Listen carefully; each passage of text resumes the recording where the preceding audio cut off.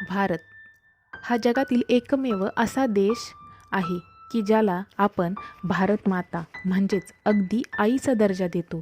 भारतात अनेक जातीचे, धर्माचे, पंथाचे, वंशाचे लोक एकत्र राहतात.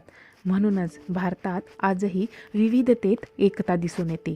15 ऑगस्ट 1947 हा दिवस भारतीय इतिहासातील अत्यंत महत्त्वाचा दिवस म्हणून ओळखला जातो.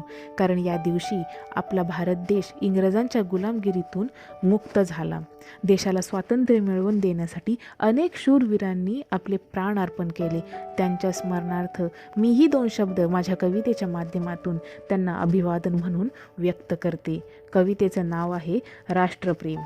देश माझा वेगळा काय सांगू त्याची महानता, देश माझा वेगळा काय सांगू त्याची महानता, ऊर भरून येतो आनंदाने, अभिमानाने म्हणतो त्याला भारत माता.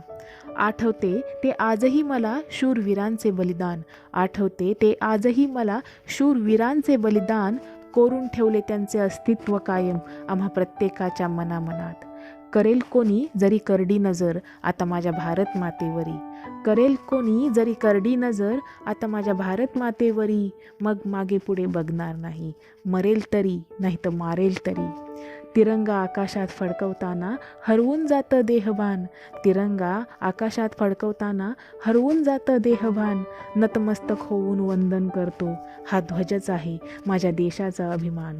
जरी असतील या देशात अनेक भाषा, अनेक जाती, अनेक धर्म, जरी असतील या देशात अनेक भाषा, अनेक जाती, अनेक धर्म, राष्ट्रीय एकात्मता निष्ठेने जपत आलो, गर्वाने सांगतो मानवता हा एकच धर्म. गाठले जरी उत्तुंग शिखर तरी अंधश्रद्धेच्या विळख्यात अडकला नाही, गाठले जरी उत्तुंग शिखर तरी अंधश्रद्धेच्या विळख्यात अडकला नाही. वैज्ञानिक युगाच्या स्पर्धेतही आज माझा भारत देश मागे नाही, माझा भारत देश मागे नाही. धन्यवाद.